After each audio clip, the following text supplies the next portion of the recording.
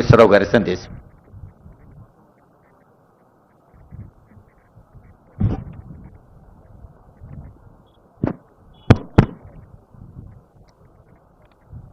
ప్రియమైన తెలంగాణ రైతు సోదరులందరికీ,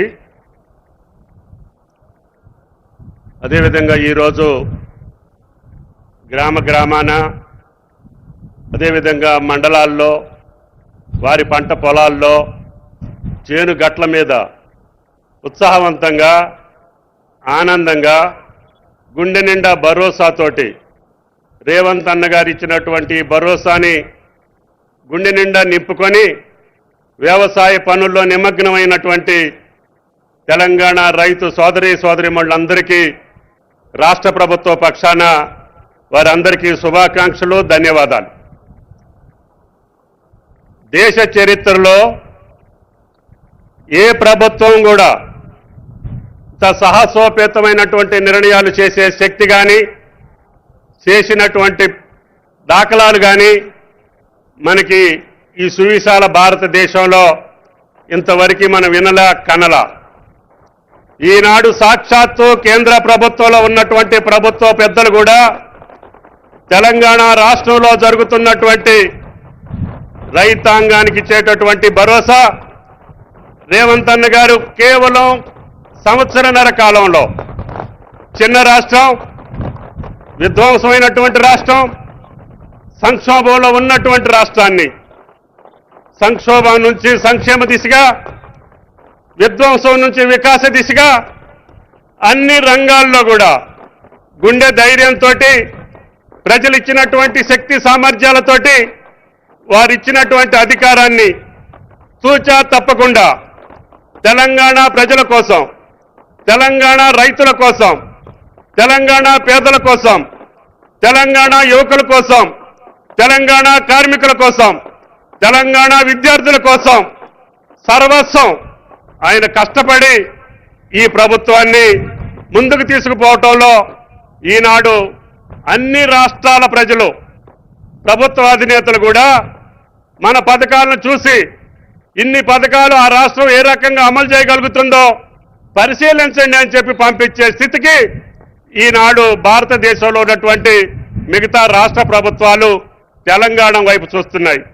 అందుకనే రాహుల్ గాంధీ గారి యొక్క ఆశీస్సులతో వచ్చినటువంటి ఈ యొక్క తెలంగాణ ప్రభుత్వం ఆయన కోరిక మేరకి ఆయన ఇచ్చినటువంటి సూచనలకు అనుగుణంగా కష్టమైన, నష్టమైన, ఇబ్బంది వచ్చినా రైతాంగాన్ని మరవకూడదు, రైతాంగం సుభిక్షంగా ఉంటేనే దేశం సుభిక్షంగా ఉంటుందని రాజీవ్ గాంధీ గారు ఇచ్చినటువంటి సూక్తులకు అనుగుణంగా ఆయన పాదాల చెంతన ఈనాడు ఇది మనం చేసుకునే సంబరాలు కాదు, ప్రభుత్వం చేసేటటువంటి సంబరాలు కాదు.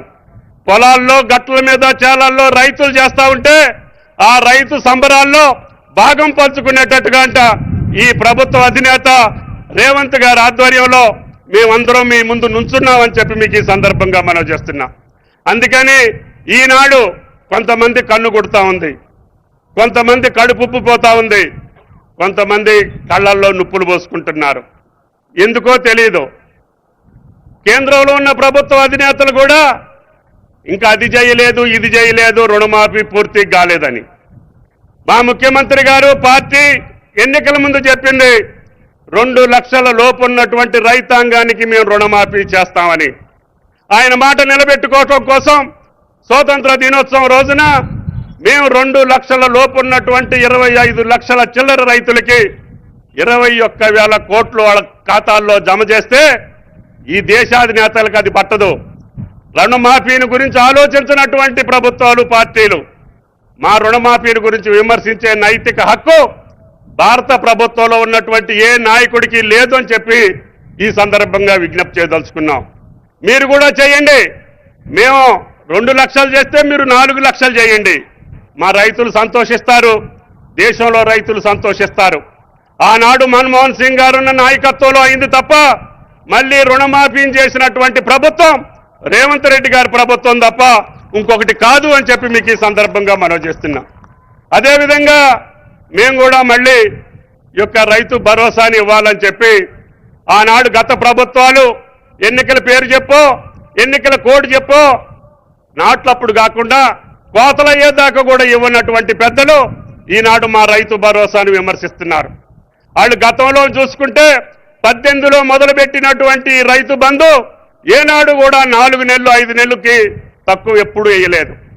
కానీ మన ముఖ్యమంత్రి, ప్రజా ముఖ్యమంత్రి రేవంత్ రెడ్డి గారు అన్న కష్టాలున్నా మనం పంట కాలానికి వేయాలి, రైతు ఇత్తనం పెట్టుకునే రోజుకి ఆయన జేబులో డబ్బులు ఉండాలి, నాటేసే ముందే నువ్వు డబ్బులు ఇవ్వాలని చెప్పి భట్టి గారి మీద ఒత్తిడి తీసుకొచ్చి ప్రభుత్వంలో ఉన్నటువంటి మంత్రుల యొక్క సహాయ సహకారాలతోటి ఈనాడు ఒకే ఒక్క వారంలో ఏ చరిత్రలో లేదు గత 3 నెలలు 4 నెలలు వేసినటువంటి రైతు భరోసా ఆ రోజు విశ్వవిద్యాలయం నుంచి మేము ప్రకటించాం.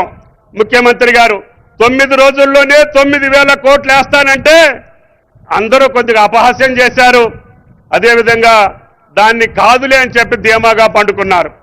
కానీ ఈరోజు సాయంత్రం లెగిసి అరే ఇది ఎట్లా సాధ్యపడింది, రేవంత్ రెడ్డి గారు చేసేటటువంటి ఈ కార్యక్రమం నిజంగా జరిగిందా అని వాళ్ళు లెగిసి మేలుకొని తేల్చుకునే లోపులోనే 9,000 కోట్లు ఈరోజు రైతుల ఖాతాల్లో సుమారు 70 లక్షల మంది రైతుల జేబుల్లో ఇందాక సుల్తానియా గారు స్విచ్ ఆన్ చేసి ఇక్కడికి వచ్చారు అని చెప్పి కూడా మీకు ఈ సందర్భంగా మనం చేస్తున్నాం.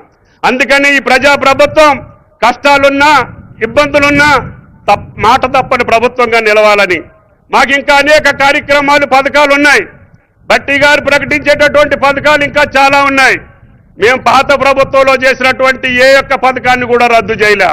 పేదలకి కావలసినటువంటి అన్ని పథకాలని కొనసాగిస్తూనే మేము ప్రకటించినటువంటి పథకాలను కూడా ఈనాడు కొనసాగించేటటువంటి శక్తి ఈనాడు ఆ భగవంతుడు ఈ ప్రభుత్వానికి రేవంత్ రెడ్డి గారికి ఇచ్చారని చెప్పి మీకు ఈ సందర్భంగా మనం చేస్తున్నాం.